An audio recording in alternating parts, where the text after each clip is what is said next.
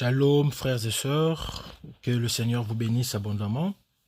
Nous sommes encore dans la joie de pouvoir nous retrouver aujourd'hui pour parler d'un enseignement, pour exhorter un frère, pour exhorter une sœur.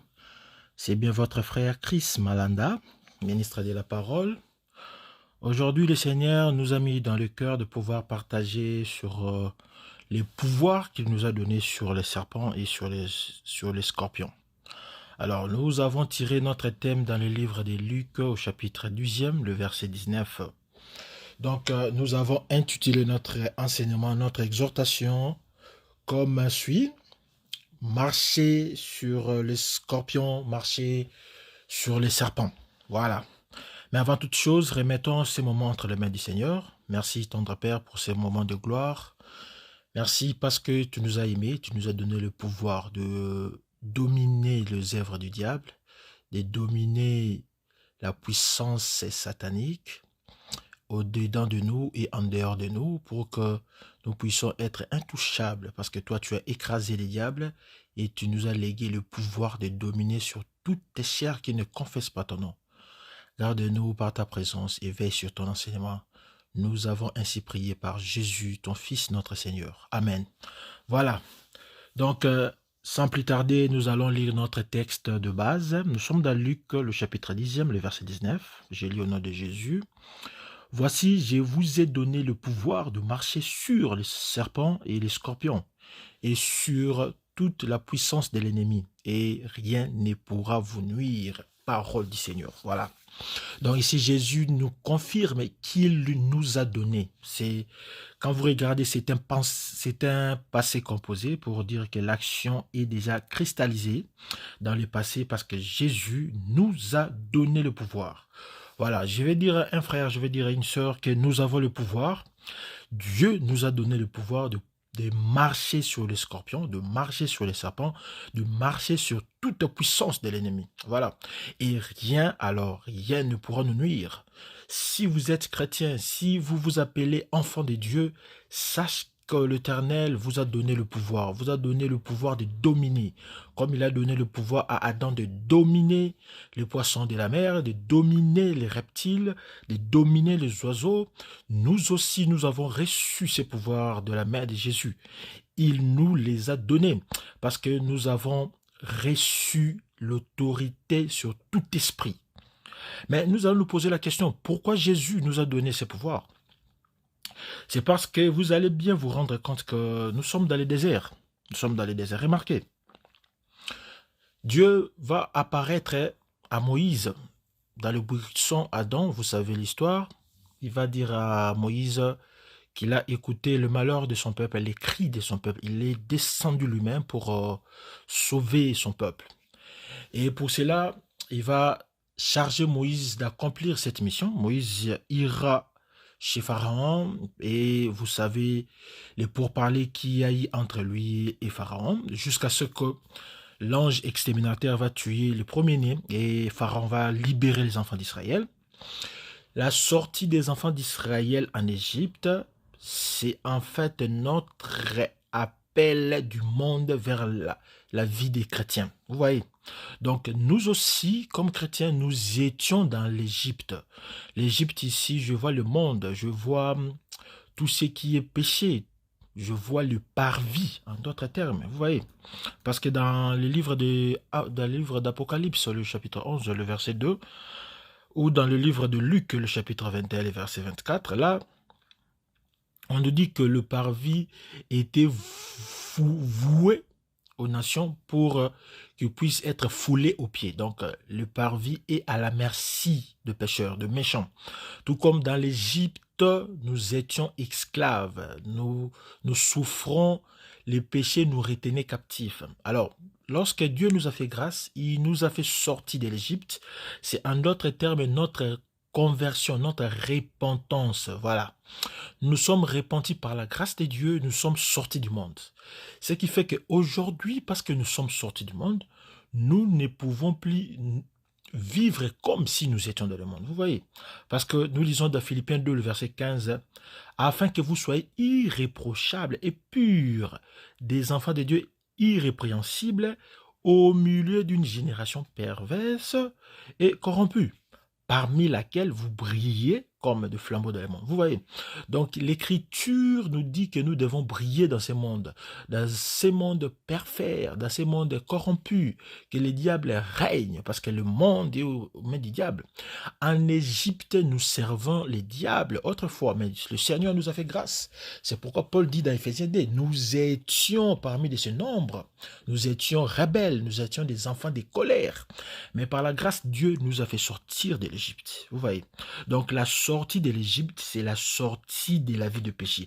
C'est la sortie de la domination de la chair. C'est la sortie de la domination des désirs de la chair.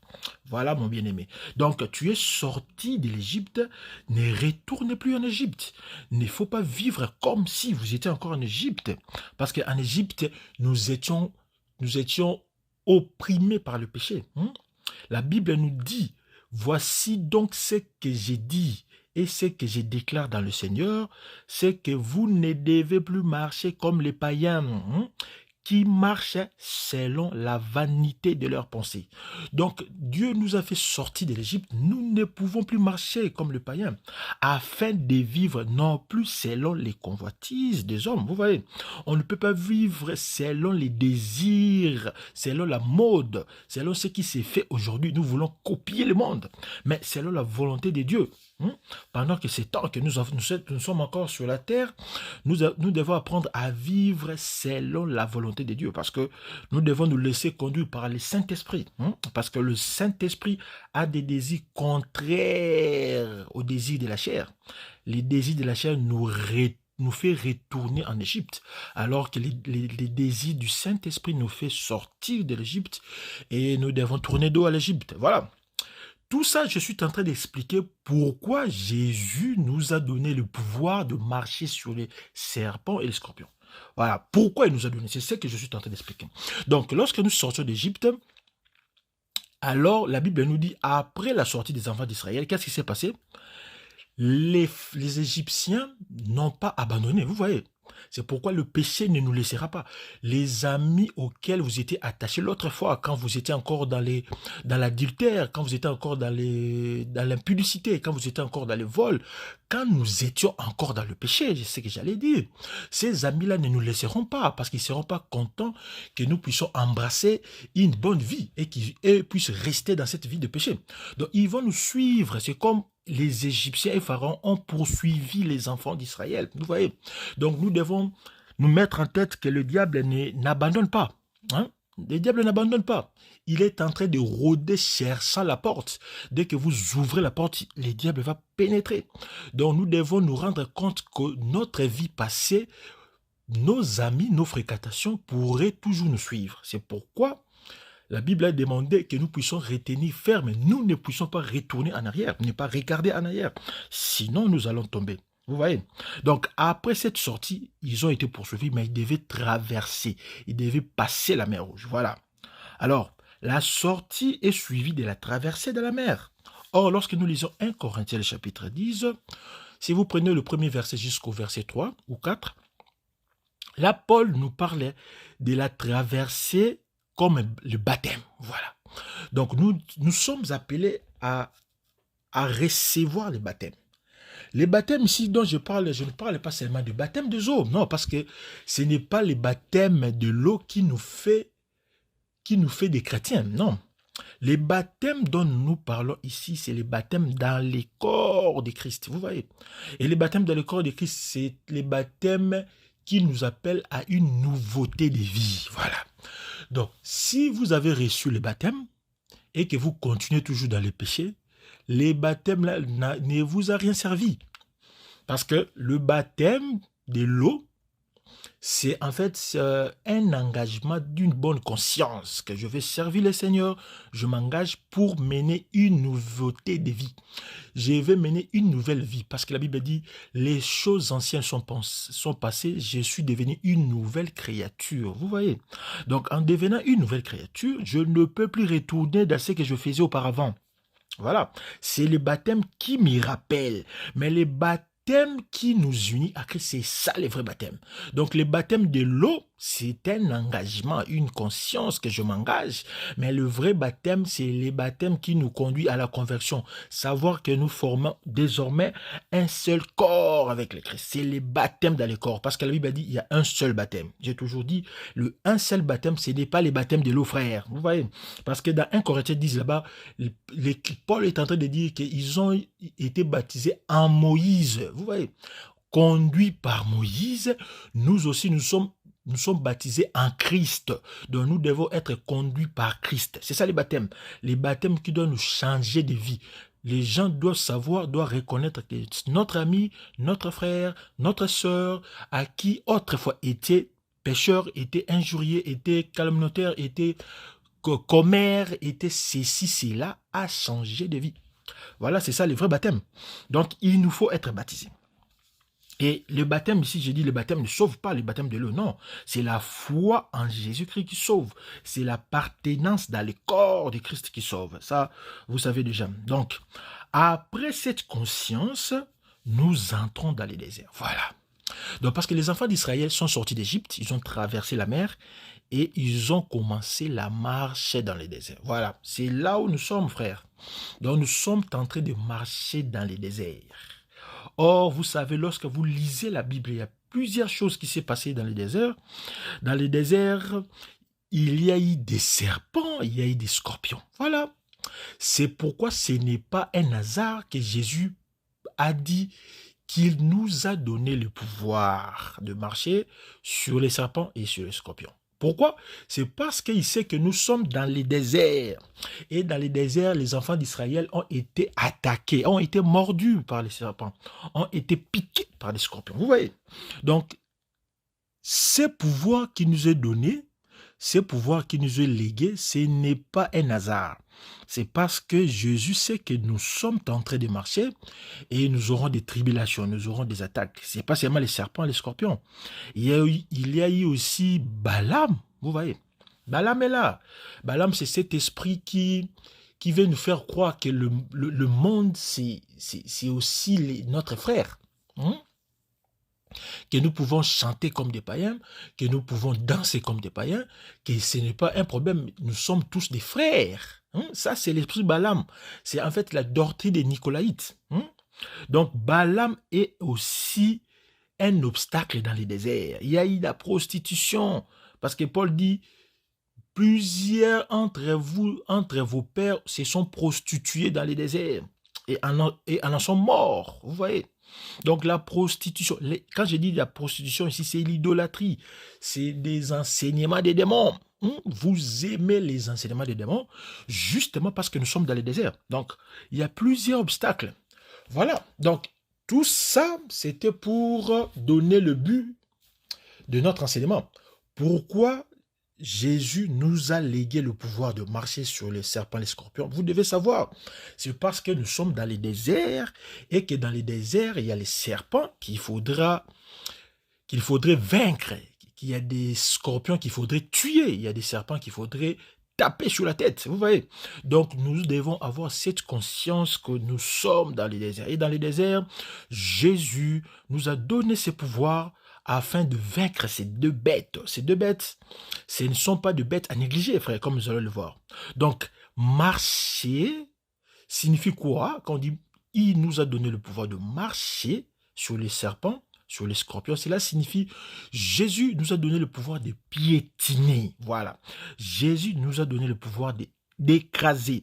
Jésus nous a donné le pouvoir d'avoir la suprématie, d'avoir l'autorité sur les serpents. C'est ça marcher.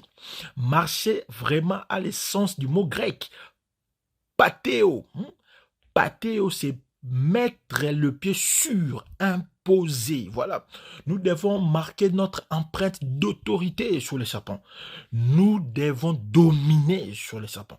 Nous sommes appelés à dominer les scorpions. Voilà. Ça, c'est très important. C'est ça, marcher. Le pouvoir de marcher, ce n'est pas apprendre au pied des lettres. Je marcherai sur les serpents et ils ne me feront rien. Non, frère, quand vous prenez cela de façon littérale, quand vous marcherez sur les serpents, vous serez mordu et vous allez mourir. Voilà. Donc, ici, c'était langage.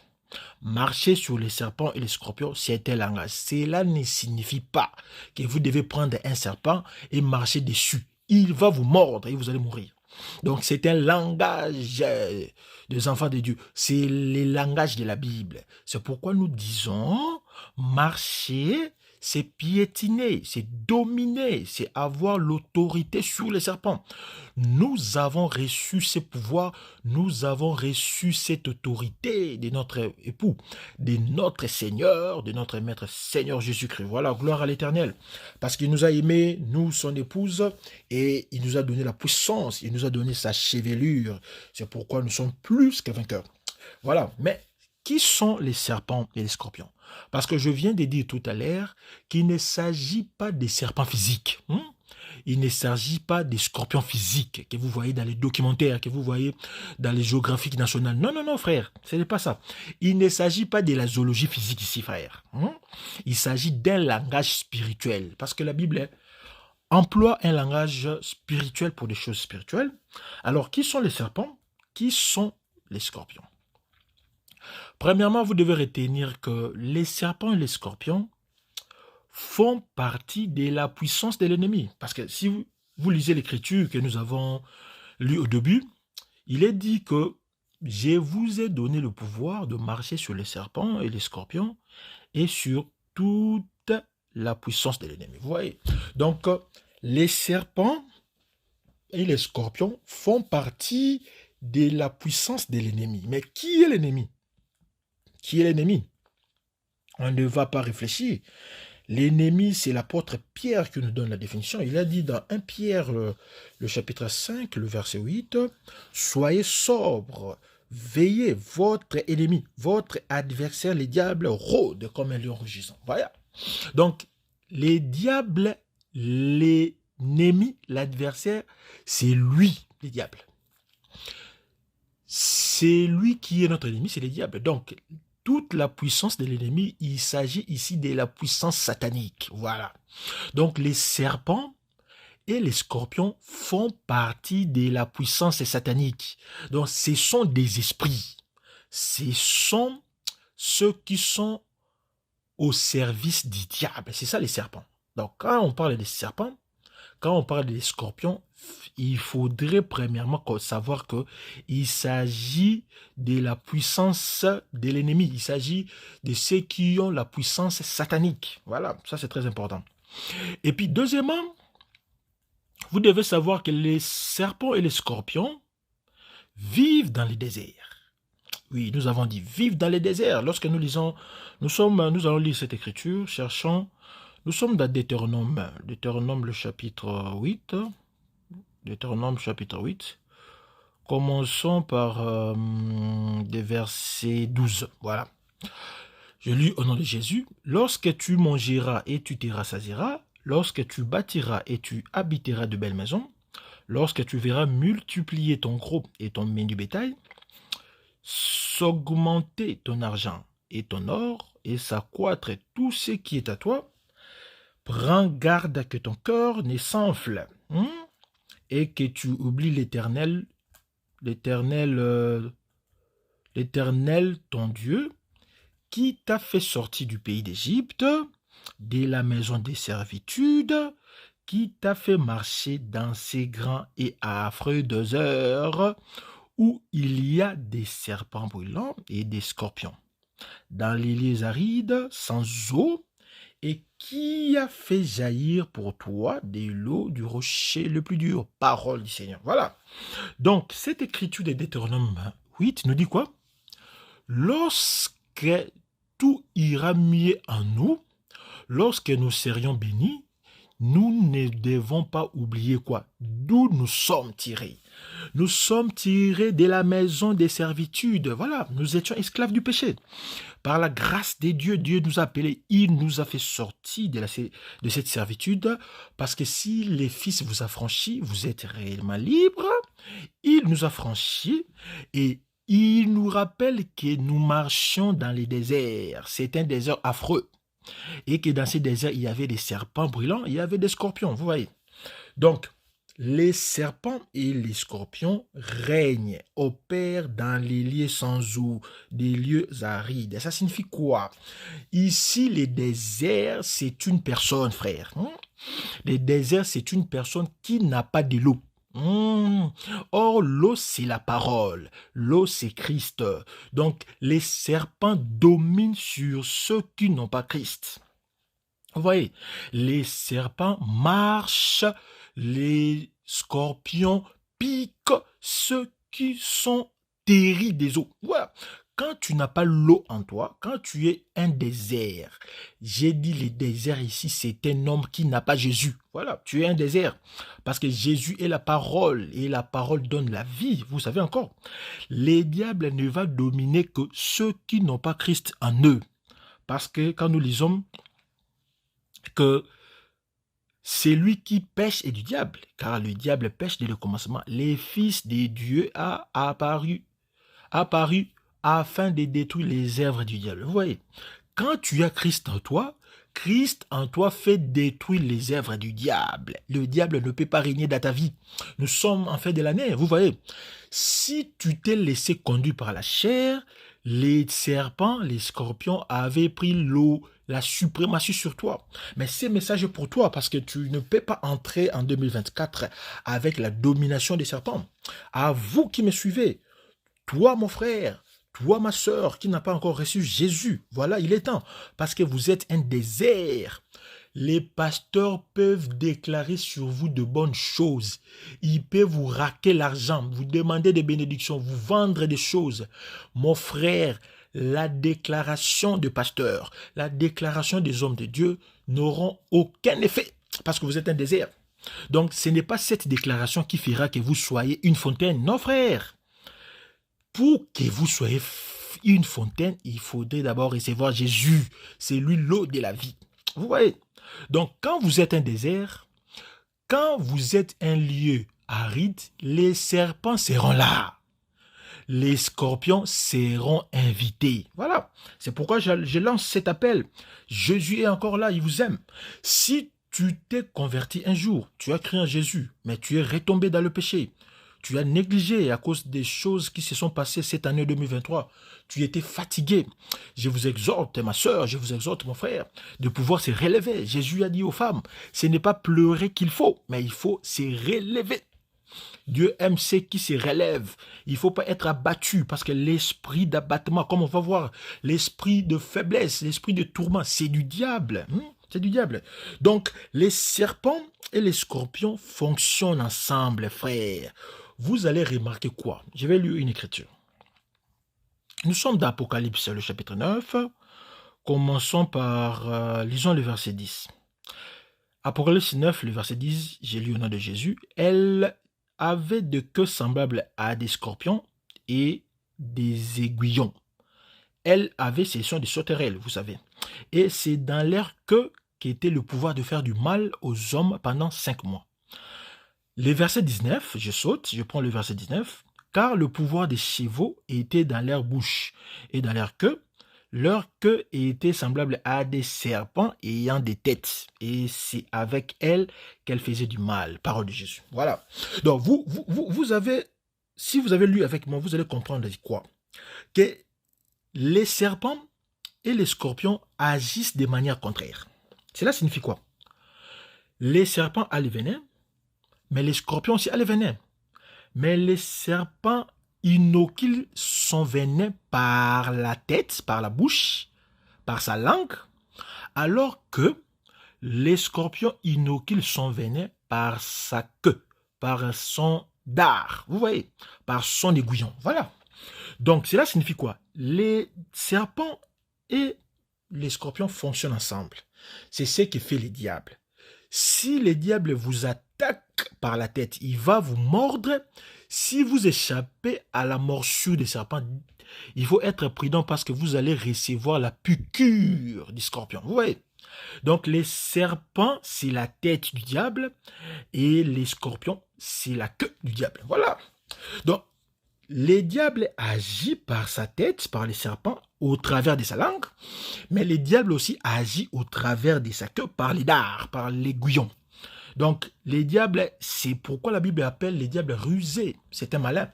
Donc, si vous échappez à la piqûre, il faut faire attention, la morsure va vous prendre. C'est pourquoi lorsque Jésus nous a donné ses pouvoirs, je vous ai donné le pouvoir de marcher sur les serpents et les scorpions. Cela signifie quoi? Cela signifie que Jésus nous a donné le pouvoir de maîtriser toutes les manifestations, toute la malignité, tout ce que les diables peuvent opérer. Voilà.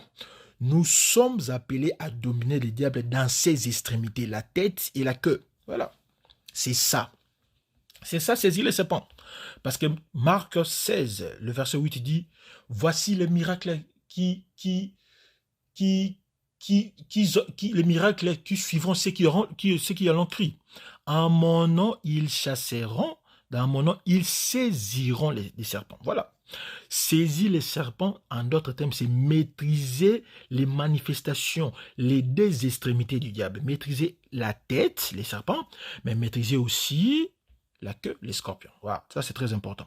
Donc là, nous avons expliqué le contour de la signification de ces pouvoirs que nous avons reçus de Jésus. Il nous a donné le pouvoir de marcher sur les serpents, c'est de dominer, de maîtriser toute la puissance satanique dans toute son entièreté. Nous sommes appelés à maîtriser la malignité du diable. Nous sommes appelés à dominer les manifestations sataniques dans toutes ses formes. Voilà. Donc il faudrait être prudent lorsque le diable agit, parce qu'il peut agir par les serpents, il peut aussi agir par les scorpions. Que le Seigneur vous bénisse, vous qui nous avez suivis.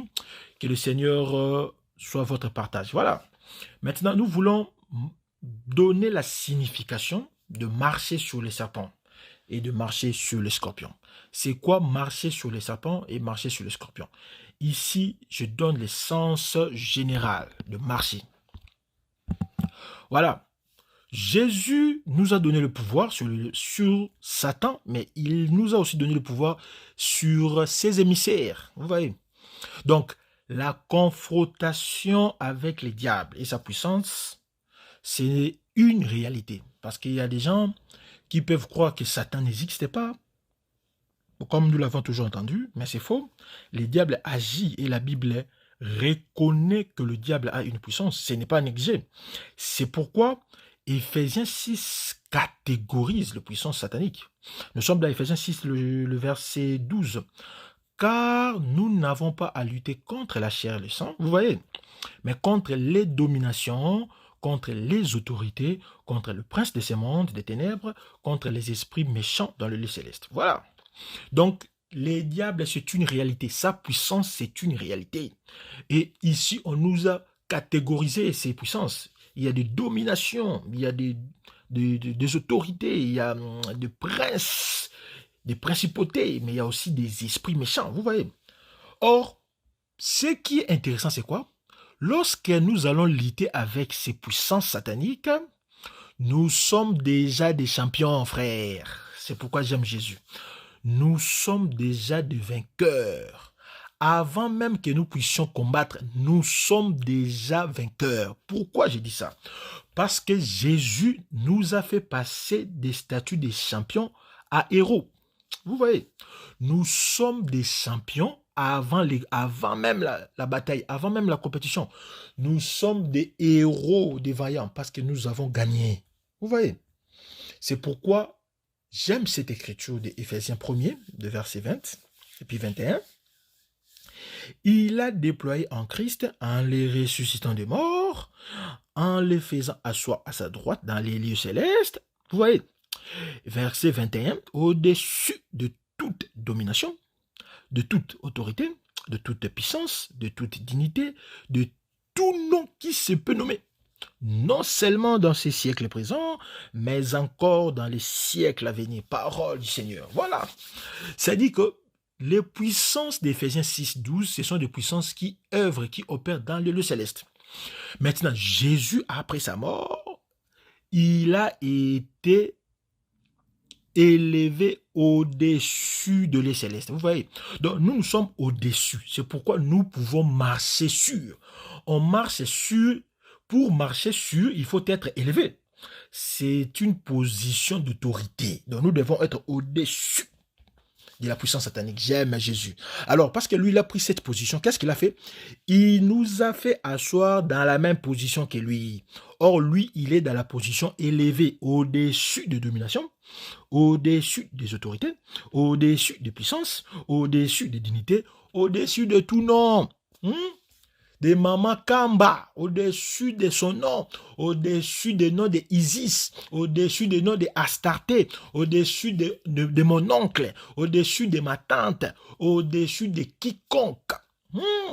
Quel que soit ton nom, partout on t'appelle, partout où on vous adore, parce que vous êtes idole, parce que vous êtes une divinité satanique, vous êtes en dessous de moi. Voilà. C'est ça l'autorité. Donc Jésus nous a donné l'autorité parce qu'il nous a positionnés dans un rang élevé. Les diables opèrent dans les lieux célestes. Maintenant, nous sommes au-dessus de ce lieu céleste. Oh, gloire à Jésus. J'aime la parole parce que je vais dire, un frère, Jésus t'a positionné dans un rang élevé au-dessus du diable. C'est pourquoi tu peux marcher sur lui parce que tu les vois en dessous de vous, gloire à Jésus. Donc, c'est ça le pouvoir que nous avons reçu. Si nous avons reçu le pouvoir de marcher sur le Satan, si nous avons reçu le pouvoir de marcher sur les scorpions, c'est parce que Christ a déjà vaincu le combat. Vous voyez, nous sommes plus que vainqueurs en Christ. Jésus a dépouillé les dominations, il a dépouillé les autorités. Il les a livrées publiquement en spectacle, en les triomphant sur la croix. Donc sur la croix, Jésus a dépouillé toutes ses autorités. Nous sommes dans Colossiens 2, verset 15. Jésus a dit à Pierre, tu es Pierre, sur cette pierre, je bâtirai mon église. Et que les portes de séjour des morts ne prévaudront pas contre elle. Les séjours des morts, parce qu'il est dirigé par les diables et sa puissance ne peut pas s'imposer contre moi. Les séjours des morts n'aura pas de l'avantage sur moi. Vous voyez? Parce que Jésus a dit que moi, l'Église, je suis au-dessus de la mort. J'aime ces choses. Dans Romains 16, le verset 20, la Bible dit, les dieux de paix écrasera bientôt Satan sous vos pieds. Voilà. Donc, le diable est sous nos pieds. Parce que sur la croix, la prophétie a été accomplie. Les serpents ont mordu les talons et la descendance, la postérité de la femme a écrasé la tête du serpent. Donc, le diable là que vous voyez, il n'a pas de tête parce que sa tête a été écrasée. Or, nous avons dit que la tête, c'est la conduite du corps. C'est la tête qui conduit le corps. La puissance locomotive a été neutralisée. Donc, nous sommes plus puissants que le diable. Nous sommes appelés à marcher sur les forces obscures. Nous sommes appelés à dominer sous la puissance de Satan. Nous sommes appelés à dominer. Mais David a posé une question dans 2 Samuel 1er, le verset 25. Comment des héros sont-ils tombés au milieu des combats?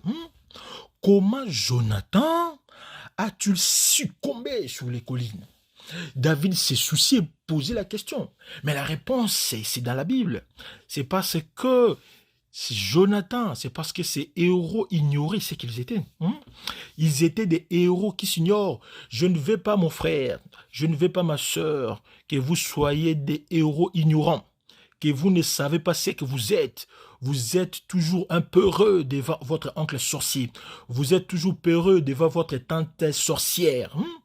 Comment vous avez peur des marabouts? Vous êtes un héros ignorant. Vous êtes un vainqueur ignorant. Ces messages, c'est pour toi. Nous sommes dans la fin de l'année. Les diables peuvent vous faire croire que vous êtes en dessous de lui. Non, c'est faux. C'est pourquoi moi j'ai toujours dit, la prédication des liens de famille, c'est une prédication satanique.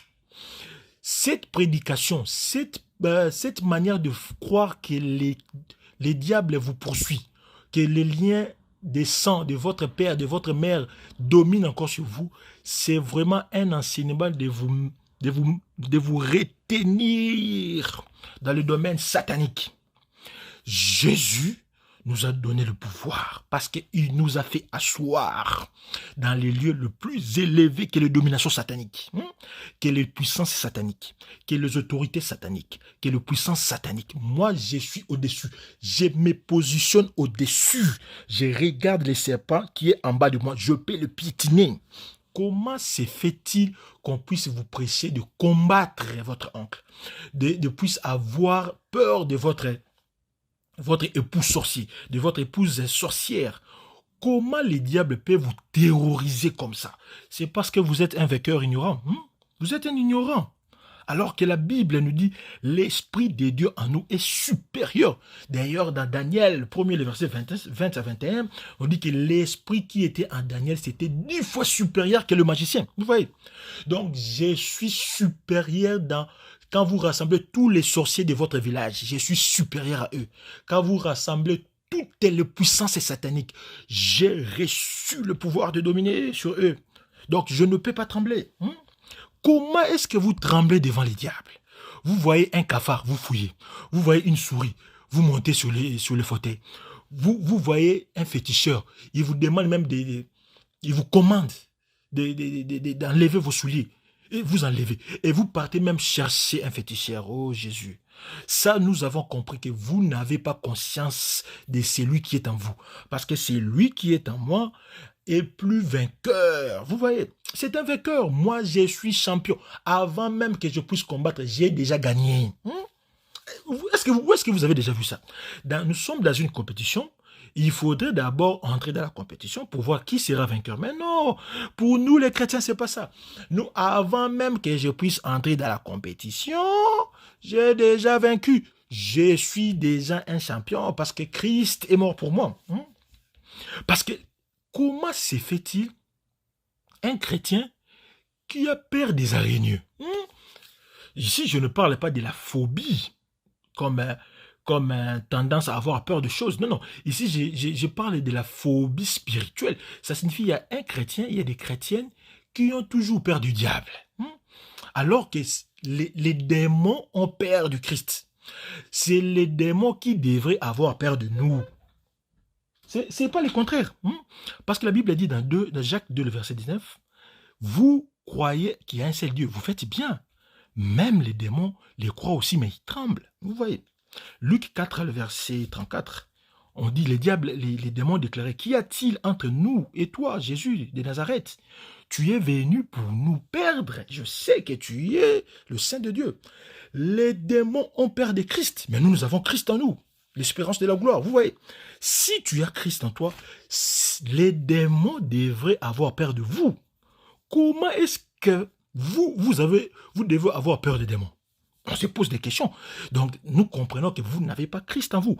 Parce que les démons ont peur de Christ. C'est pourquoi les fils de Séva qui avaient ordonné à l'esprit de chasser, et plutôt d'être expulsés, les démons posaient la question, je connais Paul, je connais Jésus, mais vous, je ne vous connais pas. Parce que ces fils de Séva n'avaient pas Christ en eux. Frère, nous avons toujours dit, il ne suffit pas de prononcer le nom de Jésus. Non, frère. Ce n'est pas le nom de Jésus, ce n'est pas la prononciation du nom de Jésus qui chasse les démons, mais c'est la possession de ce nom qui chasse les démons. Or, le nom de Jésus, c'est la parole, frère. Quand vous avez la parole de Dieu en vous, les démons vont fuir avant même que je puisse ouvrir ma bouche. Vous avez reçu le pouvoir de marcher sur les serpents et les scorpions.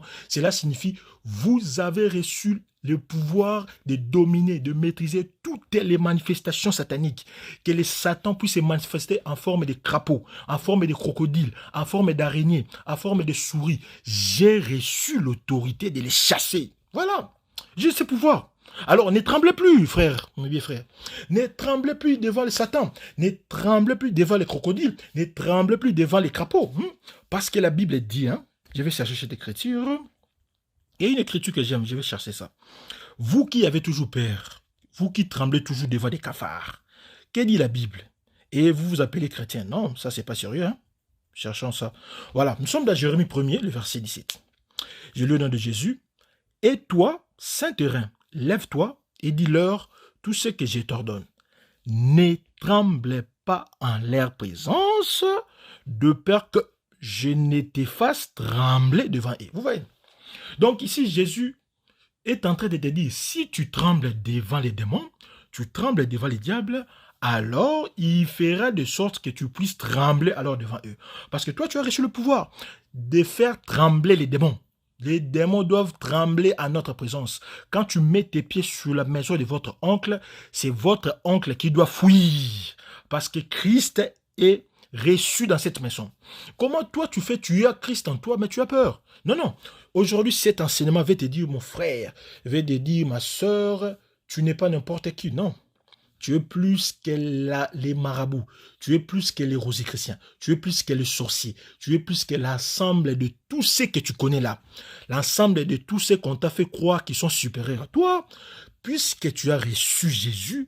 Si réellement tu as Jésus en toi, je vous dis et je vous confirme, parce que le Seigneur l'a dit, il nous a donné le pouvoir. Ce n'est pas dit, il nous donnera. Non, non, non, frère. Nous avons ce pouvoir de marcher sur les serpents, de marcher sur l'esprit de stérilité, sur l'esprit d'avortement, sur l'esprit d'échec, sur l'esprit de licenciement, sur tout esprit qui peut se nommer. Voilà, j'aime ces choses. J'aime parce que je suis à l'aise. Je sais que j'ai Jésus en moi. Rien ne peut m'ébranler. Jamais. Jamais. Je suis rassuré que aucun pouvoir ne peut me séparer de l'amour de Christ. Aucun. Aucun ange, quel qu'il soit, puissant qu'il soit, qu'il peut me séparer avec Jésus. J'ai le pouvoir de déclarer et ça sera fait. Parce que j'ai le pouvoir de la parole. Quand je vais dire, ça va se réaliser. J'ai reçu ce pouvoir parce que j'ai la parole en moi. Donc quand je prononce, ce n'est pas moi, c'est le Christ qui vit en moi. Vous voyez? Si je suis en Christ, Christ vit en moi. Ça signifie quand mon oncle me voit, quand ma tante me voit, quand mes amis sorciers, mes amis rosicruciens, mes amis francs-maçons, quand tous ces clics des associations de Sédéchias et ses prophètes, quand ils vont me voir, ils vont me fuir parce que je suis une flamme. J'aime cette la Bible dit, il fait de ses serviteurs de flammes de feu. C'est pourquoi moi, je ne peux pas invoquer le feu, vous voyez. Mais comment je vais jeter le feu sur mes ennemis? Non, non. Moi-même, je suis un feu. C'est moi qui suis une flamme. Donc, quand je m'approche, je suis un feu dévorant. Je dévore mes ennemis. Je n'ai pas besoin d'invoquer le feu. Vous voyez? Je n'ai pas besoin de chercher le feu. Non, frère. Ça, vous devez le savoir. Donc, je suis moi-même un feu. Je suis moi-même une flamme qui dévore. Alors cessez d'invoquer le feu sur vos ennemis, sur la nourriture, c'est n'importe quoi. Ça, c'est un enseignement des diables. Ça, c'est une carence d'enseignement. Donc, tu ne peux pas invoquer le feu parce que je suis un feu moi-même. Quand les diables me voient, quand la puissance satanique me voit, ils voient que j'ai le pouvoir en moi. Parce que Jésus a dit, je vous ai donné le pouvoir de marcher. Voilà. Donc, nous allons dominer sur les serpents, nous allons dominer sur les scorpions. Gloire à Jésus. Voilà. Ça, c'était marcher sur les serpents, marcher sur les scorpions, de manière générale. Donc, nous avons reçu le pouvoir de dominer le monde satanique. Gloire à Jésus. Maintenant, nous voulons voir marcher sur les serpents, marcher sur les scorpions dans un sens particulier. Alors, dans un sens particulier ici, lorsque nous regardons les mots serpent et scorpion, vous allez remarquer que c'est au pluriel. C'est au pluriel. Pourquoi c'est au pluriel? Parce que les serpents ici représentent une descendance. Voilà. Les serpents ici représentent une postérité. Parce que vous savez, nous sommes dans les jardins. Les serpents ont une postérité. Voilà, je vais lire l'écriture. Parce que vous allez croire que je suis en train de réfléchir. Nous sommes dans Genèse, le chapitre 3, le verset 15. Jésus a dit, je mettrai l'inimitié entre toi et la femme, entre ta postérité et sa postérité. Celle-ci t'écrasera la tête et tu lui blesseras les talons. Vous voyez? Donc, Dieu a mis une opposition, une inimitié entre la postérité du serpent et la postérité de la femme. Ben nous avons compris que les serpents ont une descendance. Alors, les enfants des serpents, c'est ça, les serpents que nous avons reçu le pouvoir. Donc, la descendance du serpent il nous est donné le pouvoir de marcher sur sa descendance. Et quand nous marchons sur la descendance des serpents, cela signifie que nous marchons sur lui-même. Voilà, j'aime ces choses. Parce que ces serpents, c'est qui? Ces serpents, nous allons lire les Écritures pour décortiquer, pour voir la nature de ces serpents. Dans Genèse 3 premiers, les serpents étaient les plus rusés de tous les animaux des champs. Voilà. Donc, c'est les serpents rusés. C'est ça, ces serpents. Donc, nous, les serpents que nous sommes en train de piétiner, ce sont les enfants du serpent rusé de Genèse 3 premiers. Nous sommes d'Apocalypse 12, 9. Il fit précipiter les grands dragons, les serpents anciens appelés les diables et Satan.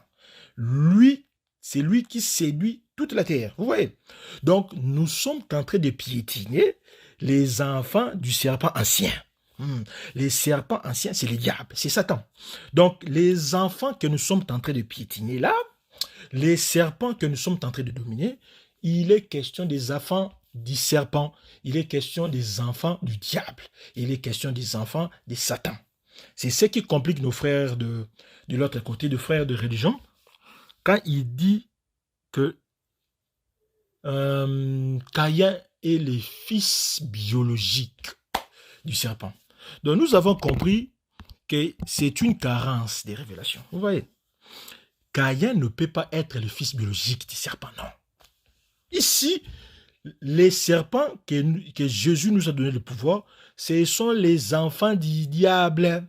Les diables ont des enfants, oui. Les diables ont des enfants. Donc, les diables ont une postérité.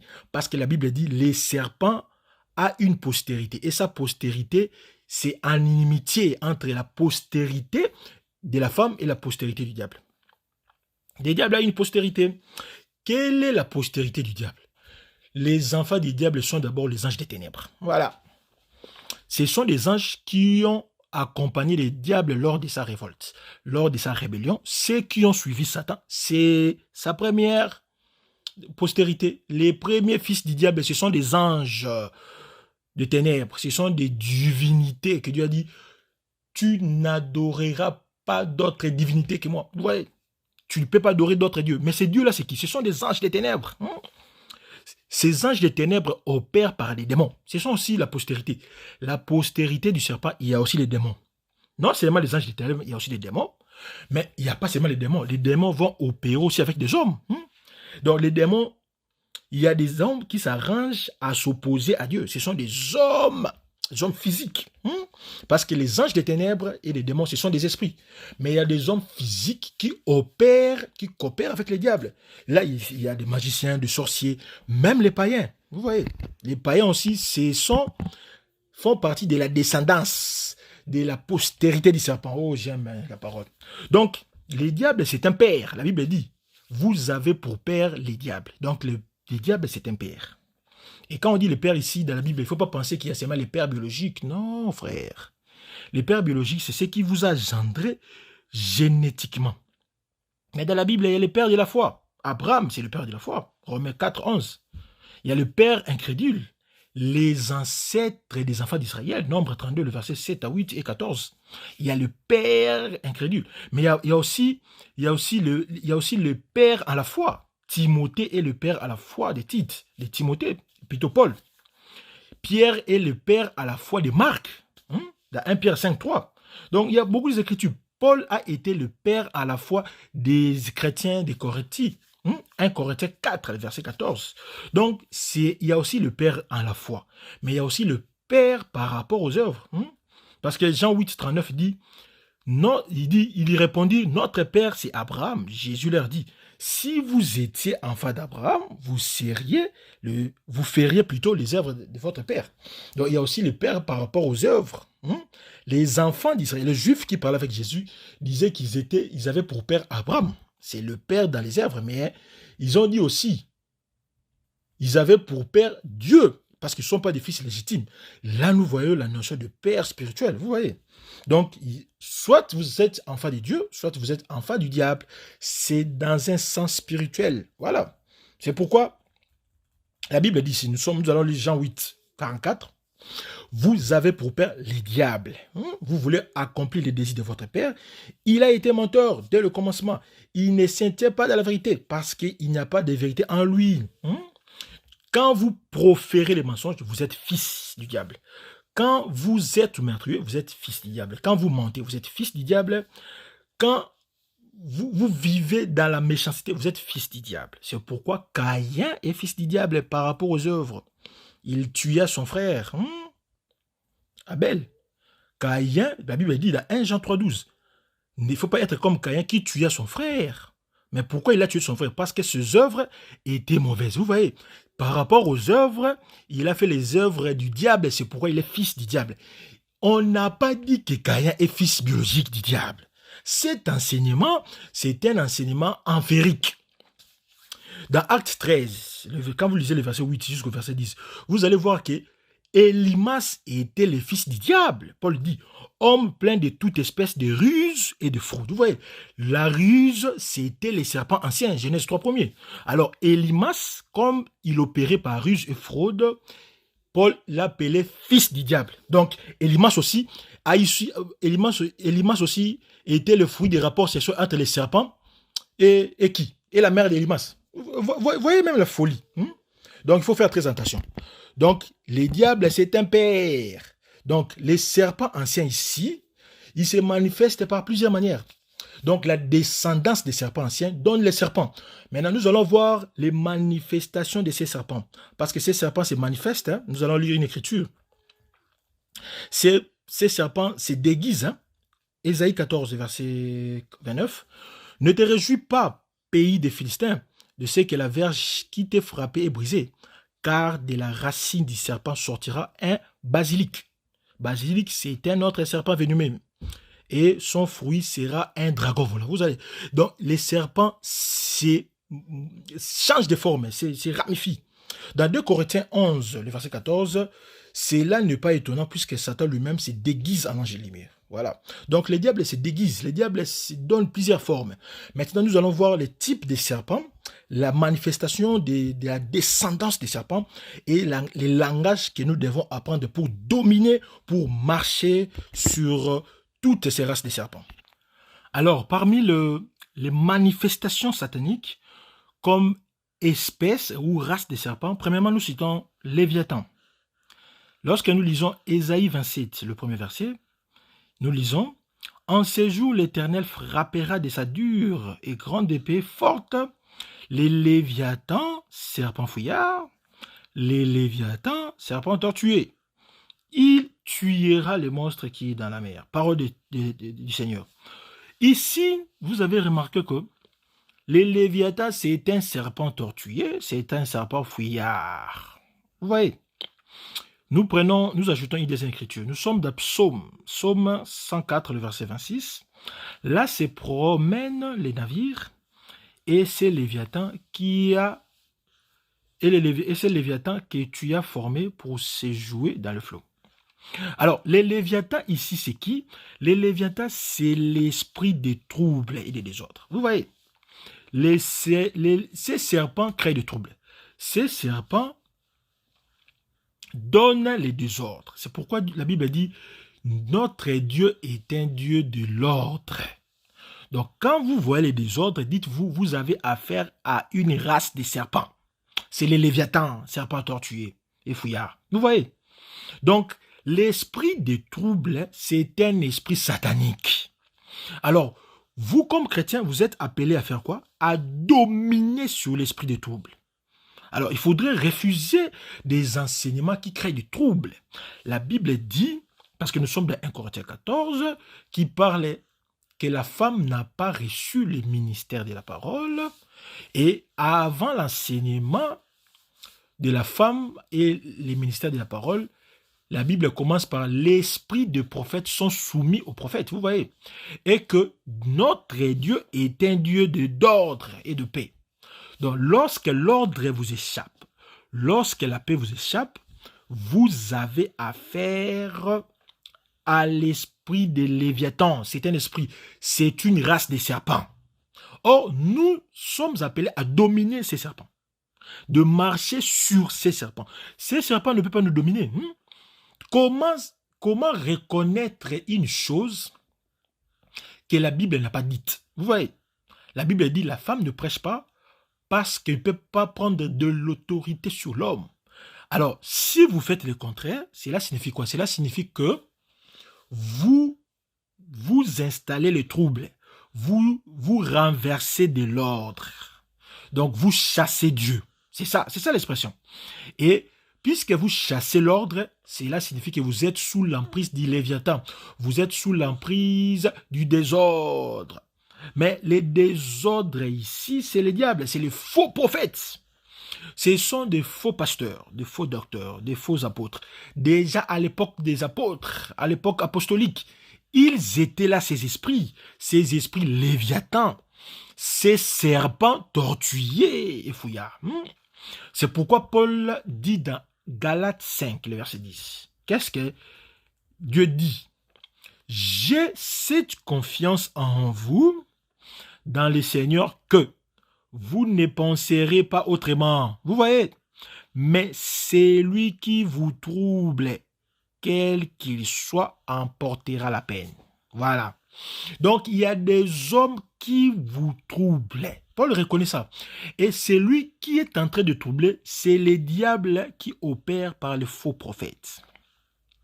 Donc, il y a des hommes qui vous excitent.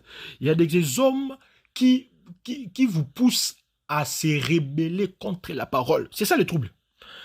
Quand tu dis que la femme peut prêcher, nous avons compris que le diable t'a soumis.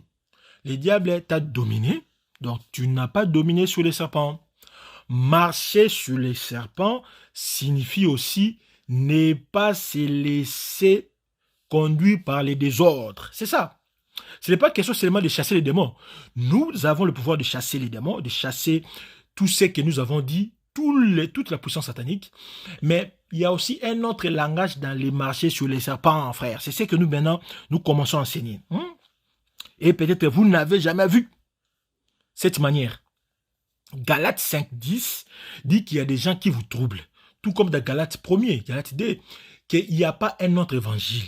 Mais il y a des gens qui créent un autre évangile. Il n'y en a pas deux. Il y a un seul évangile. Et dans ce seul évangile, la Bible ne se contredit pas. La femme ne prêche pas, la femme ne prêche pas. Quand vous soutenez les ministères de la parole de la femme, vous êtes soumis au diable. Donc, tous les pasteurs, tous les chrétiens, tous ceux-là qui pensent que la femme a un ministère de la parole, ce ne sont pas des chrétiens. En fait, c'est une race de serpents. C'est une race de serpents qui sévit dans l'église et qui sont en train de troubler les âmes. Et quand vous êtes dans ces assemblées où les femmes prêchent, il faut quitter, mes bien-aimés, il faut quitter. Parce que vous êtes en train de vivre la suprématie, l'autorité, la domination du serpent Léviathan. C'est lui qui crée des troubles. Voilà. Maintenant, toi, tu es appelé à faire quoi? À dominer sur ces serpents. Ça signifie quoi?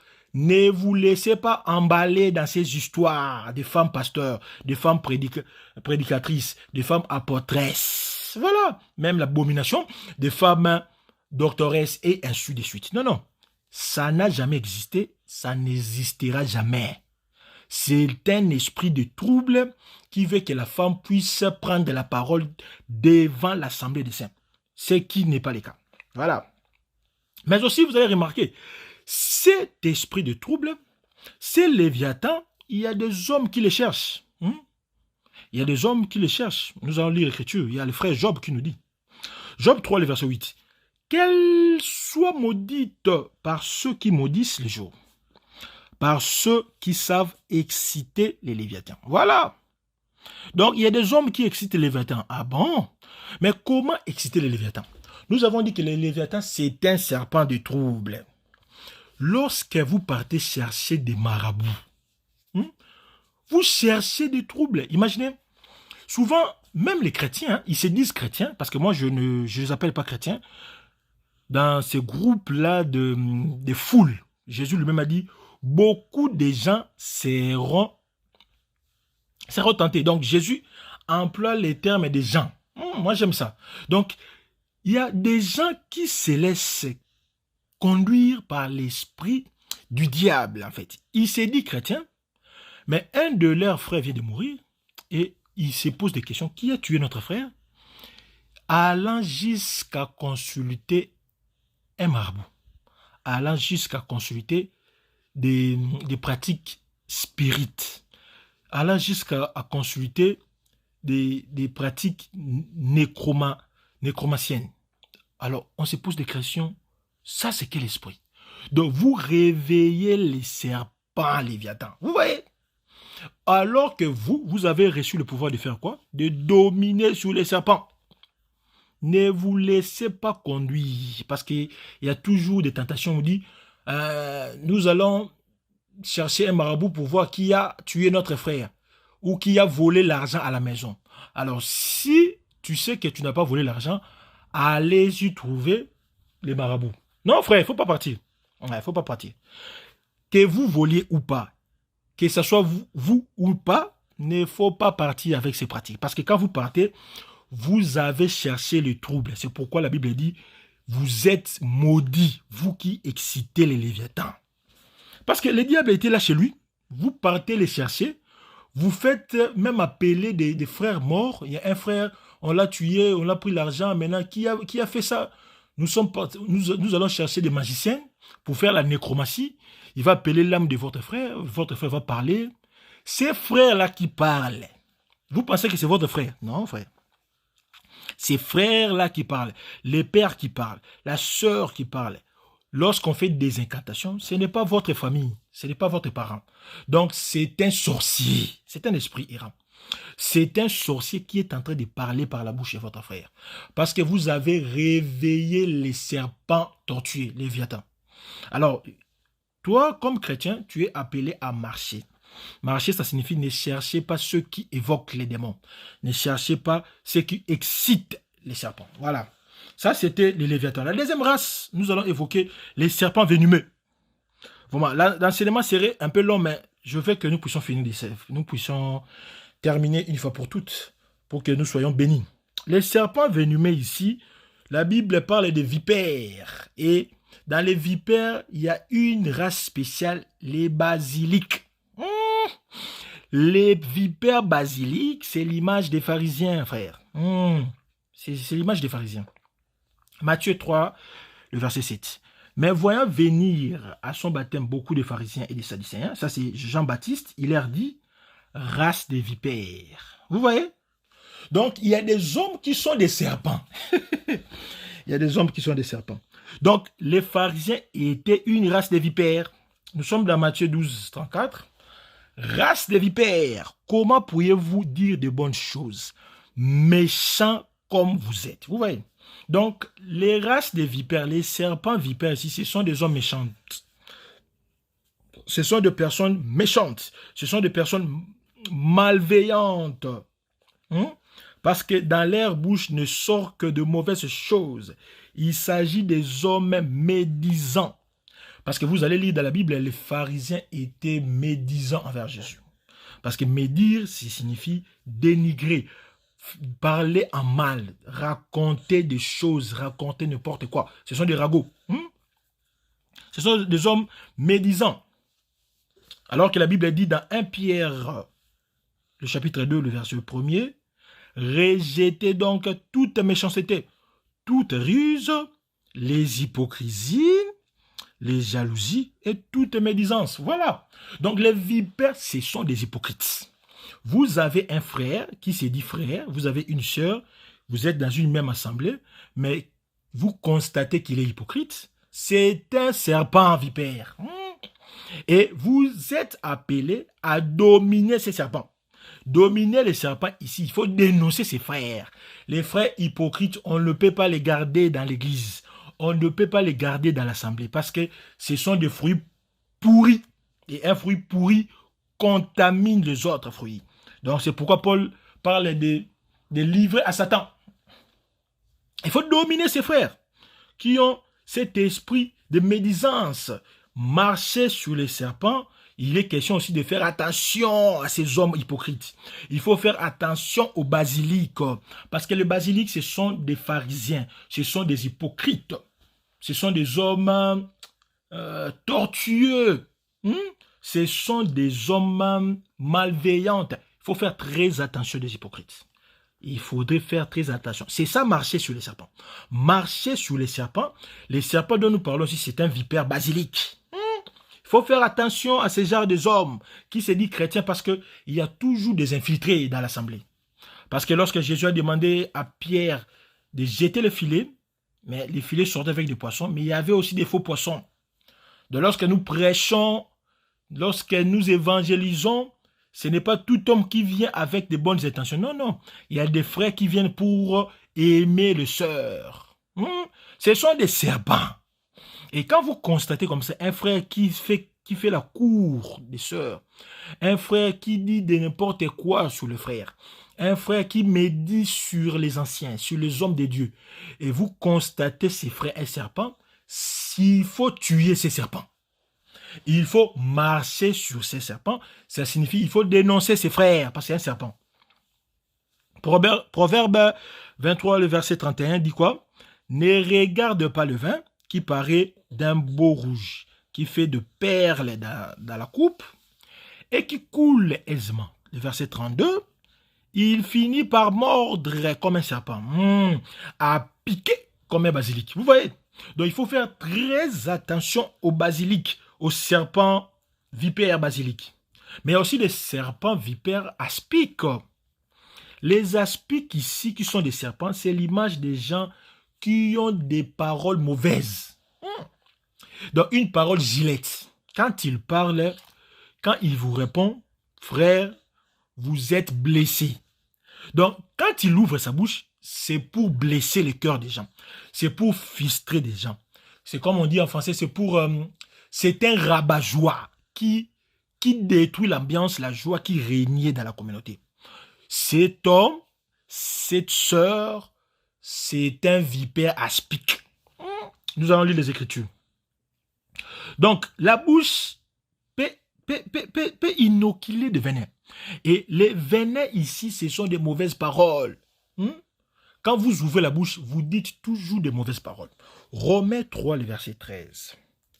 Leur gosier est un sépulcre ouvert. Ils se servent de leur langue pour tromper. Ils ont sous leurs lèvres un venin d'aspic. Vous voyez? Le verset 14. Leur bouche est pleine de malédiction et d'amertume. L'amertume ici, c'est la méchanceté. Ils ont les pieds légers pour répandre les sangs. La destruction et le malheur sont sur leurs routes. Ils ne connaissent pas le chemin de la paix. La crainte de Dieu n'est pas devant leurs yeux. Vous voyez, ce sont des serpents. Toutes ces caractéristiques ici, ce sont des serpents. Les serpents aspics, lorsqu'ils ouvrent la bouche, ses lèvres ont un venin. Donc c'est pour faire des scandales, c'est pour blesser. Leur bouche, il y a des malédictions. Il y a de l'amertume. Ils sont prêts à tuer. Parce que tuer ici, ce n'est pas seulement tuer avec le couteau, avec une arme. Mais vous pouvez tuer par la parole. Vous tuez quelqu'un par votre parole. Parce que votre bouche fait sortir des flèches. Et des flèches qui tuent. Et précisément ici, c'est un venin d'aspic. Psaume 58, le verset 4 et 5. Ils ont un venin pareil au venin d'un serpent. Quel serpent? D'un aspic sourd qui ferme son oreille. Oui. Donc, ils ont les venins des serpents, d'un aspic. Lorsqu'ils parlent, c'est pour tuer. Psaume 40, le verset 3. Ils guisent leur langue comme un serpent. Ils ont sous leurs lèvres un venin d'aspic. Ce sont des hommes comme ça qui va détruire votre journée, qui va rendre morose votre nuit, votre vie. Mais il s'est dit chrétien, mais quand il parle, ce qui sort de sa bouche, c'est plus que l'épée à double tranchant. Ça vous égorge même, ça vous coupe la tête. Vous avez même envie de vous suicider par sa parole. Ces genres de personnes sont des serpents. Et le frère Jacques va nous l'expliquer bien. Voici ce que le frère Jacques dit dans Jacques 3, le verset... Commençons par le verset 8. Mais la langue, aucun homme ne peut la dompter. C'est un mal qu'on ne peut réprimer. Elle est pleine d'un venin mortel. Par elle, nous bénissons le Seigneur, notre Père. Par elle aussi, nous maudissons les hommes, faits à l'image de Dieu. De la même bouche sortent la malédiction, de la même bouche sortent la bénédiction. Il ne faut pas, mes frères, qu'il en soit ainsi pour vous. Vous voyez? Qu'est-ce qui ne doit pas être ainsi pour vous? La source fait-elle jaillir par la même ouverture l'eau douce et l'eau amère? Non. Un figuier, mes frères, peut-il produire des olives et une vigne de figues? Non, mes frères. De l'eau salée ne peut pas non plus produire de l'eau douce. Vous voyez? Tu t'es dit chrétien, mais tu sors des choses graves. Alors, marcher sur les serpents, c'est quoi? C'est dompter votre langue. Quand vous avez une langue de serpent, il faudrait dominer votre langue. C'est pourquoi la Bible dit, il faut tourner votre langue 77 fois 7. Tournez votre langue avant de parler. C'est ça aussi, marcher sur les serpents. Ah. Parce que marcher sur le serpent, votre langue inocule des venins. Votre langue bénit, votre langue maudit. Votre langue injurie, mais vous êtes chrétien. Votre langue prononce des insanités, mais vous êtes chrétien. On ne comprend pas. Tu dis, il ne faut pas voler. Moi, je ne suis pas un voleur, j'aime l'Éternel. Mais quand vous parlez très mal. Vous sortez des choses graves. Et ces choses-là, ce sont des venins, frères. Ce sont des venins qui tuent sans que vous puissiez rendre compte. Parce que dans la même bouche, ça ne peut pas sortir de l'eau salée et de l'eau douce. Non. Il faut choisir. Ça, c'est un esprit de serpent. Donc, vous êtes en train de ramper. On trouve le mal en vous. On ne peut pas trouver le bien en vous. Non, c'est impossible. Donc, vous devez montrer, vous êtes fils de qui? Produisez les œuvres de repentance. C'est ça que Jean-Baptiste a cherché. Produisez des œuvres de repentance. Alors, marcher sur les serpents, c'est dominer votre langue, faire de sorte que votre langue puisse produire de bonnes choses. Parce que frère Jacques dit quoi? Le bien-aimé frère Jacques dit, si pour les païens, ils doivent prononcer des venins, mais pour vous, ça ne doit pas être ainsi. Si ça ne doit pas être ainsi, alors ça doit être comment? Nous allons lire les Écritures. Hein? Aujourd'hui, vous allez vraiment me supporter par les Écritures, parce que j'aime lire la Bible. C'est notre vie. Romains 12, le verset 14. Bénissez ceux qui vous persécutent, bénissez et ne maudissez pas. Vous voyez? Donc, dans votre bouche, marcher sur les serpents, ça signifie, nous sommes appelés à faire quoi? À bénir et non à maudire. 1 Pierre 3, verset 9. Ne rendez point le mal pour mal. Vous voyez? Il ne faut pas prononcer dans votre bouche les malheurs de votre frère. C'est pourquoi nous disons, les églises qui demandent à leurs chrétiens d'envoyer des feux à leurs ennemis, c'est un enseignement diabolique. Oui. On ne peut pas chercher le mal d'un ennemi, non. Rendez point le mal pour le mal, ou injure pour injure. Afinginga nakozongisela. Non, ça c'est vraiment païen.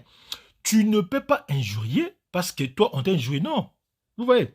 Bénissez au contraire, car c'est à cela que vous avez été appelés afin d'hériter la bénédiction.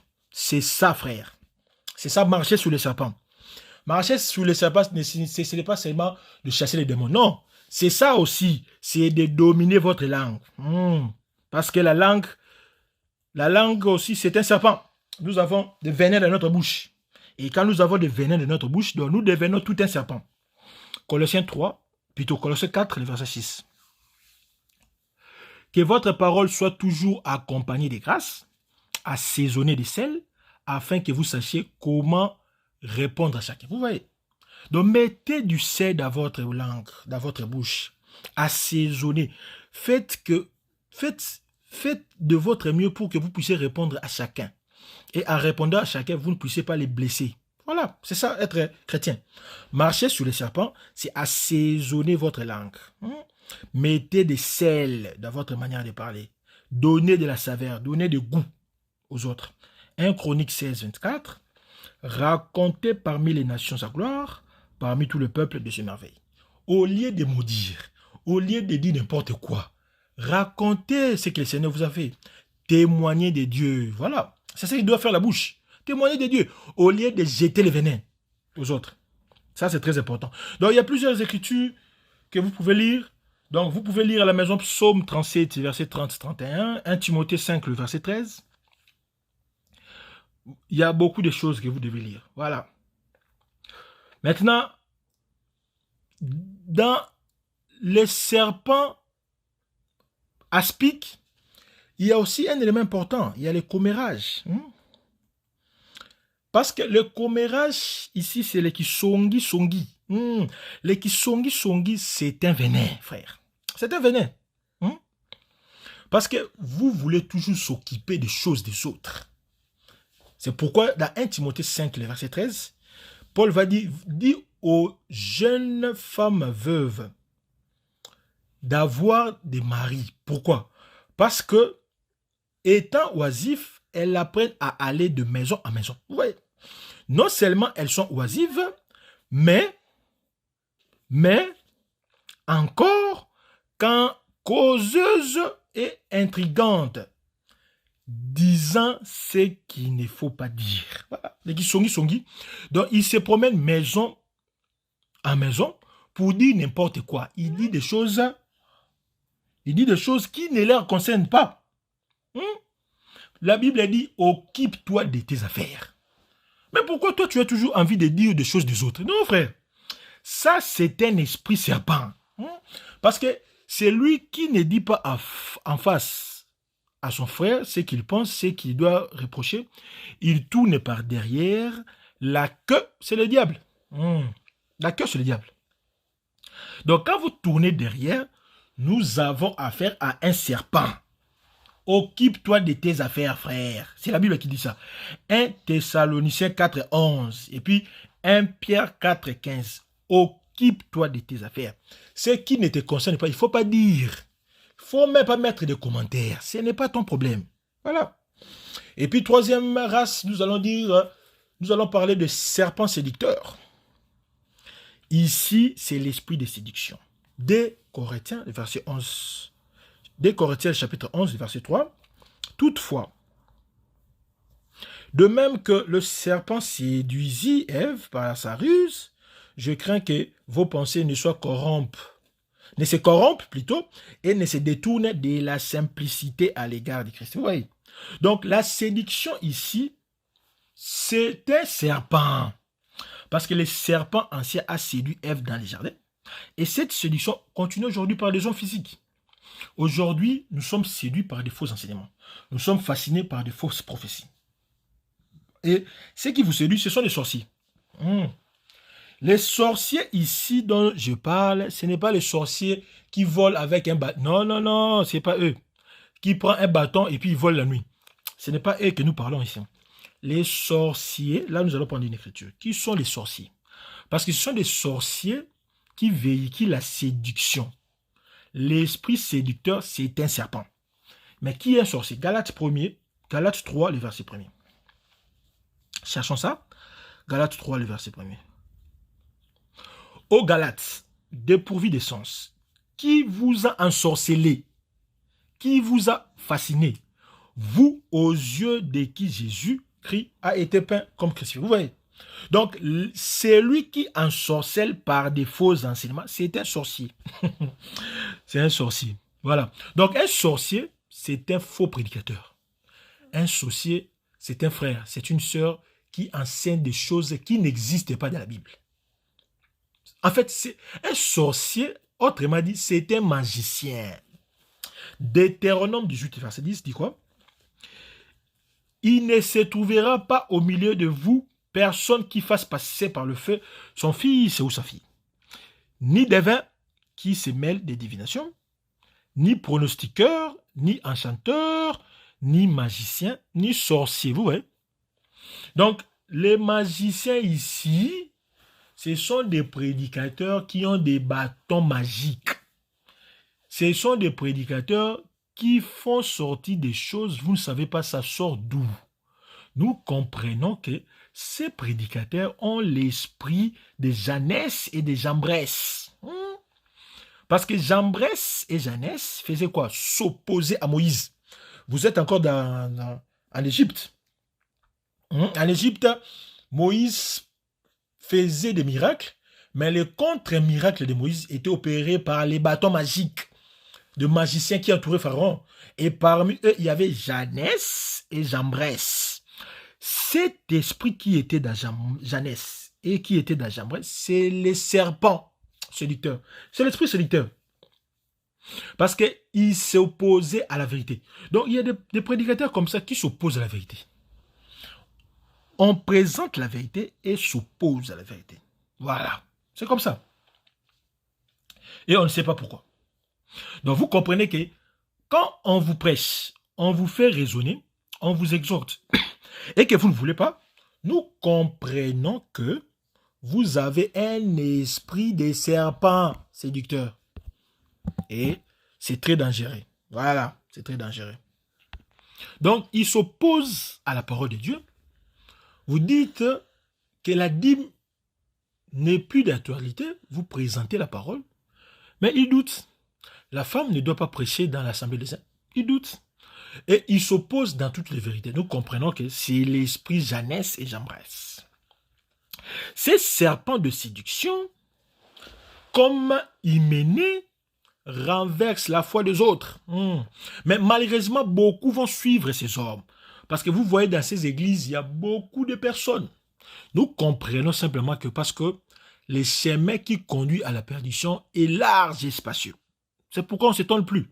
Jésus nous a déjà dit, dans Matthieu 7, que ceux qui vont périr sont plus nombreux que ceux qui vont hériter le royaume, parce qu'il faudrait entrer dans les trous. Vous voyez? Donc, ce n'est pas facile. C'est tellement précis et précis le chemin du paradis. Mais le chemin des enfers, c'est long. C'est pourquoi la Bible dit, les séjours des morts s'élargit la bouche le jour au jour. Donc, c'est vraiment cet esprit qui renverse la parole. C'est pourquoi la Bible dit, dans Matthieu 24, le verset 24, il s'élèvera de faux Christ, il s'élèvera de faux prophètes. Ils feront même des grands prodiges. C'est pourquoi nous n'avons pas besoin de miracles. Les miracles ne disent rien de Christ. Ils feront beaucoup de miracles. D'ailleurs, c'est le propre du diable et de miracles. Au point de séduire, s'il était possible, même les élus. Malheureusement, les serpents ne séduisent pas les élus. Voilà. Donc, si vous êtes un élu, il faut marcher sur les serpents séducteurs. Cela signifie que vous ne devez pas être emballé par la séduction de faux prophètes. Ici, les faux prophètes, ce sont de faux pasteurs, de faux docteurs, de faux apôtres. Tous les faux sont englobés dans les faux prophètes. Donc, tu ne peux pas accepter, tu ne peux pas aller dans une église parce qu'il y a des miracles, parce qu'on chasse les démons, parce qu'il vous enseigne les pratiques des démons. Il prend un tableau, il vous enseigne comment chasser les démons et vous suivez. Non, c'est pas ça. C'est pas ça. La séduction, la sorcellerie, la diablerie, la magie est toujours liée à l'envoûtement. Ce domaine est toujours lié à l'enchantement, est toujours lié à la divination. C'est toujours accompagné de notre serpent. Les serpents séducteurs est toujours accompagné du serpent envoûteur.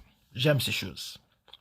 Donc quand vous êtes séduit, c'est parce que vous êtes envoûté. C'est pourquoi Paul a dit, qui vous a envoûté, qui vous a ensorcelé, qui vous a fasciné par des ruses. Vous voyez, avant qu'il y ait des ruses, vous êtes d'abord envoûté. Mais toi, tu as reçu le pouvoir de marcher sur les scorpions. Donc, il faut vaincre l'envoûtement. Marcher sur les serpents, c'est vaincre l'envoûtement. C'est vaincre la séduction du diable. Mais toi, tu te laisses envoûter. Vous suivez des prophètes qui prophétisent par Baal. Jérémie 23, 13.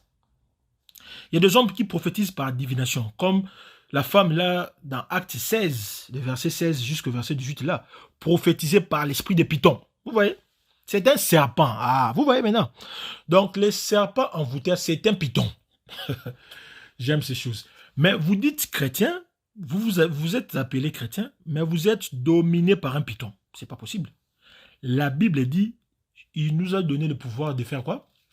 De marcher sur les pythons. Il faut marcher sur les pythons. Dans la séduction, l'envoûtement ne peut pas te toucher. Si l'envoûtement te touche, on comprend que tu n'as pas Christ. Tu n'as pas réussi ce pouvoir. Comment se fait-il Tu es dans une église qui prêche les contraires de la foi et tu es à l'aise. Une église qui vous apprend comment à être commerçant, à vendre des farines, comment à bien chanter, comment à parler en langue. Et tu es là, on t'apprend une langue que tu ne connais pas. Et on te dit, on te fait croire, on fait entrer dans ton cerveau, ce que nous sommes en train de parler là, c'est les parler en langue. Et toi, tu acceptes. Vous voyez, ça c'était l'envoûtement. Donc, tous ceux qui parlent les ribobobo, les rimamama, tous ceux qui sont soumis à cette langue démoniaque, ce sont des hommes envoûtés par les serpents. Parce que les ribobobo, ce n'est pas une langue. Cette langue-là n'existe pas. Ça n'existe pas. Et aucun parler ne peut utiliser une langue qui n'existe pas. Non, ça c'est satanique. Parce que Paul dit, même vous qui aimez les parler la langue, toutes les langues intelligibles sont compréhensibles par les hommes. Vous voyez ce que la Bible dit. Maintenant, comment vous dites une langue que nous ne comprenons pas? Même toi-même, tu ne comprends pas. Et tu dis, tu te fais convaincre que c'est les parler des anges. Hein? Voilà l'envoûtement. Qui vous dit que les anges parlent comme ça? Dans quelle Bible? Dans quelle Bible, frère? Les anges ont toujours parlé la langue des hommes. C'est ça la langue des anges. La langue des anges, c'est la langue des hommes. C'est l'hébreu, c'est l'araméen, c'est les grecs, c'est les français, c'est les chinois. L'ange ne parlera que la langue que vous connaissez. Il ne viendra pas parler de choses que vous n'attendez pas. Ça n'a pas de sens. Quand vous êtes emballé par la pratique des ribobobo, des mama, vous êtes sous l'emprise de l'envoûtement. Donc, c'est les serpents envoûteurs qui vous tiennent captif. Et puis, quatrième race de serpents, nous allons parler des serpents tentateurs. Les serpents tentateurs, c'est un serpent qui vient attaquer notre foi. Qui vient attaquer la foi. Dans Nombre 21, le verset 6 à 7, Dieu va envoyer quoi? Des serpents pour mordre les enfants d'Israël. Vous voyez? C'était pourquoi? C'était pour tenter la foi des enfants d'Israël. Mordre les talons, c'est affaiblir la marche. Parce que quand on vous mord les talons, le venin va faire de sorte que vous puissiez être immobilisé, que vous ne puissiez plus bien marcher. Or, la marche, c'est la foi. Nous marchons dans la foi. Vous voyez?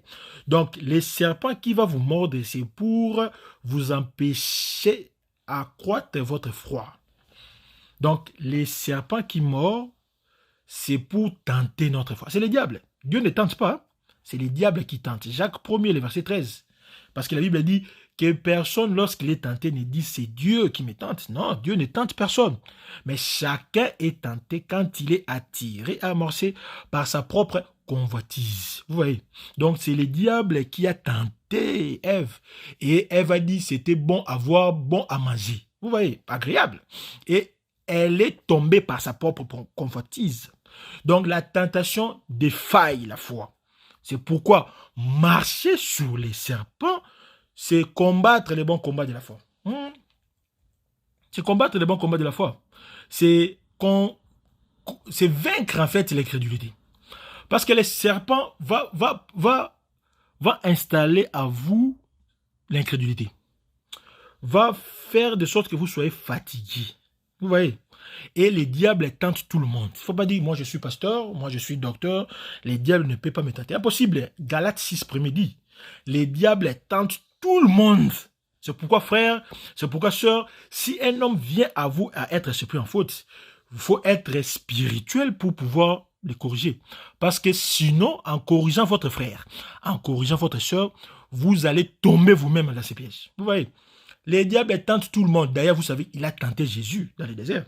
Donc, ce n'est pas toi qui l'auras peur. Lorsque les diables nous tentent, l'objectif du diable, c'est prendre notre foi. C'est nous affaiblir dans la foi. Vous voyez? C'est pourquoi Jésus, en priant, il a dit à Pierre, j'ai prié pour toi toute la nuit. Parce que le diable t'a réclamé. Le diable t'a réclamé. Les diables réclamaient quoi? Réclamaient la foi de Pierre. Luc 22. Vous allez lire à la maison, le verset 32 jusqu'à là-bas. J'ai prié pour toi. Jésus a prié pour la foi de Pierre. Il n'a pas prié pour Pierre pour qu'il soit chef des apôtres. Non, non. Pour que Pierre ait des maisons. Non, non. Nous, dans cette fin de l'année, nous allons prier pour nos frères, nous allons prier pour nos sœurs, pour que la foi, qu'ils puissent garder la foi. Parce que la foi, c'est ce qui nous permet de vaincre les attaques du malin. Vous voyez, quand la foi est faillie, c'est fini. Nous sommes à la merci du diable. Donc Jésus prie pour nous, pour que nous ne puissions pas tomber comme ça. Nous puissions garder la foi. Alors, le combat spirituel, c'est quoi? Le combat spirituel, c'est le combat de la foi. Ce n'est pas combattre les démons. D'ailleurs, pourquoi poursuivre les démons qui sont dehors? Parce que la Bible dit, le diable est en train de rôder. Quelqu'un qui rôde, il n'est pas entré. Pourquoi le pourchasser? Vous qui pourchassez les démons dans vos églises, vous avez appris cet enseignement où on ne pourchasse pas quelqu'un qui est dehors. Imaginez-vous, il y a des voleurs qui sont dehors, ils vous demandent, Madame telle, papa tel, ouvre-nous la porte. Et vous allez ouvrir la porte pour poursuivre les criminels, les voleurs. Non. Vous êtes en sécurité dans la maison. Il n'a qu'à rôder jusqu'à ce qu'il sera fatigué, il va partir. Et si les lions, les diables entrent, c'est parce que nous avons ouvert une brèche. Donc, il faut être prudent, veillant à ne pas ouvrir la brèche parce que les diables rôdent. Ils n'entrent pas. Ce n'est pas à moi de chasser, de poursuivre plutôt les démons. D'ailleurs, dans une maison, qui combat, qui protège qui dans la maison? N'est-ce pas, c'est l'homme? Les chrétiens, c'est la femme. Nous sommes l'épouse de Christ. Comment la femme doit prendre les devants de l'homme? Ça, c'est un enseignement satanique. Voilà. C'est un enseignement des serpents. C'est un enseignement des serpents. Nous, on ne peut pas pourchasser les démons, non. Nous avons réussi le pouvoir de chasser les démons. Pas pourchasser. Je vois un démon, je te chasse. Mais je ne peux pas te poursuivre, non. Parce que moi, je suis en sécurité. Je suis dans la maison. Lui, le diable rôde dehors. Il n'est pas avec moi. Il n'est pas dans la maison.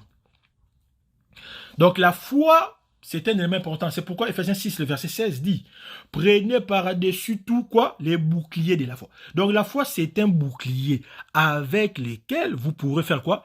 Éteindre tous les traits enflammés du méchant.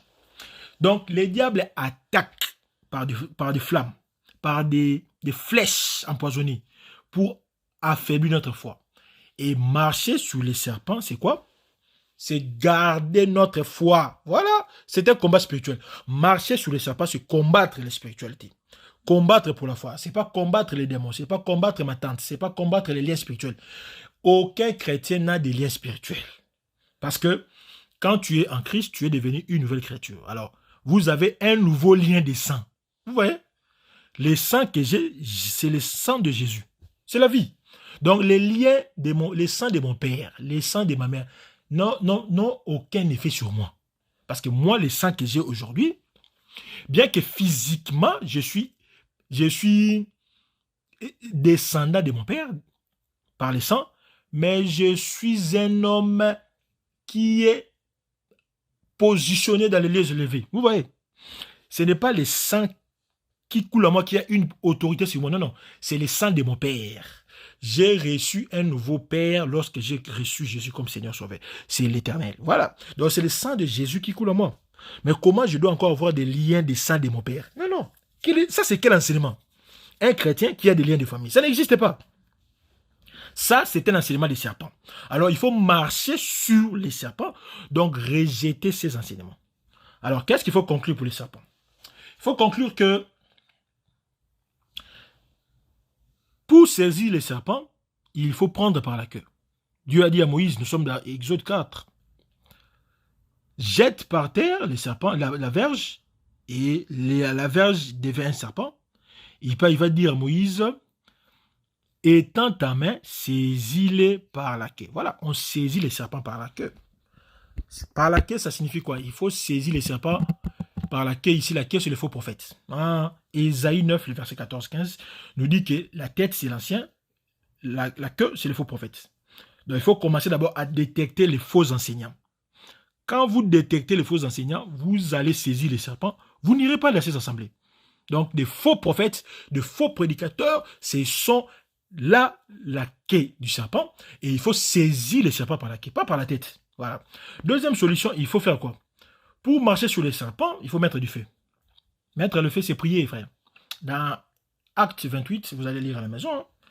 Acte 28, c'est l'histoire de Paul. Paul va ramasser des broussailles et il y avait un serpent. Mais il n'a pas vu le serpent.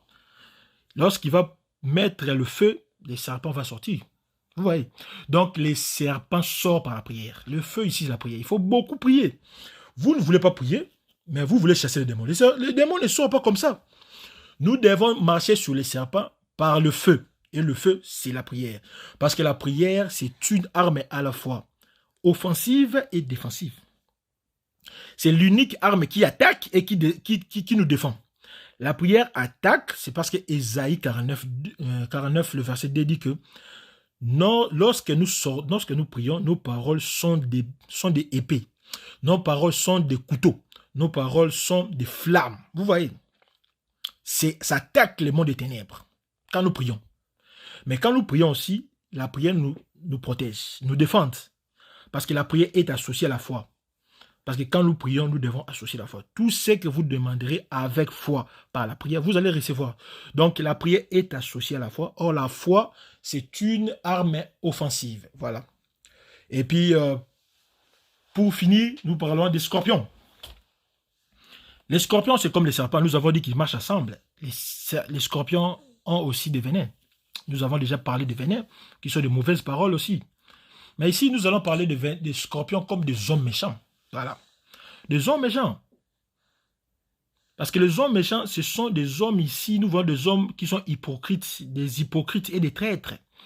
Les scorpions, lorsqu'il veut cacher, il veut se protéger, il devient comme un œuf. C'est ce que Jésus dit dans Luc 11, verset 10, et puis le verset 12, vous allez lire 10 à 12. Il dit, si un enfant demande le pain à son père, est-ce que le père va donner, va donner les scorpions à la place d'un œuf? Non, vous voyez.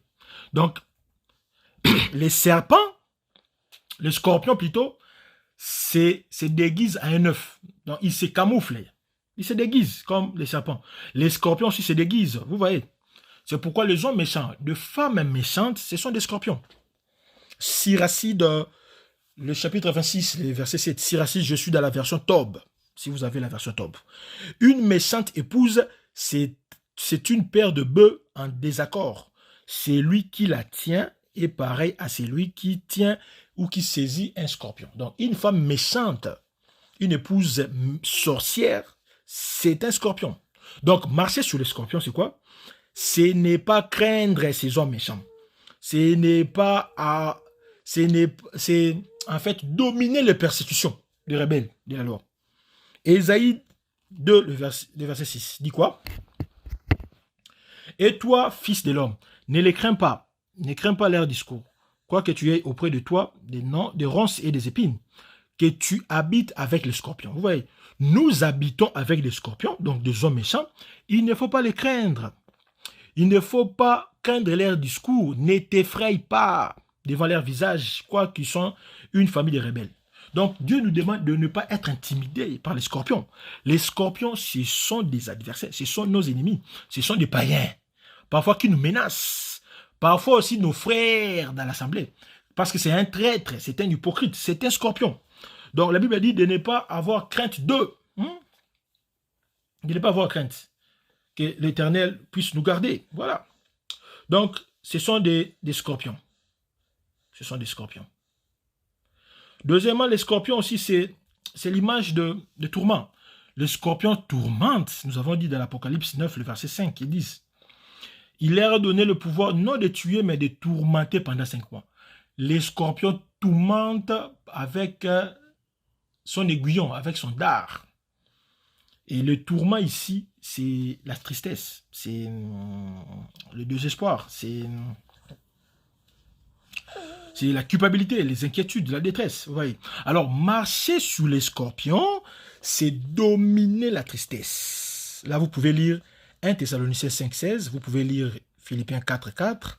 C'est dominer la détresse ou l'angoisse. Vous pouvez lire Psaume 18,6.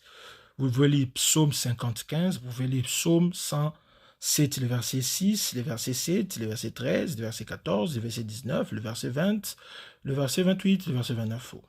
Il faut dominer sur l'inquiétude. On peut lire Philippiens 4, 6. On peut lire Matthieu 6, 25 à 33. Nous pouvons aussi lire 1 Pierre 5, 7. Nous pouvons lire Psaume 34, 5 à 7. C'est marcher, c'est dominer sous le désespoir. Colossiens 4, 2. Psaume 27, 14.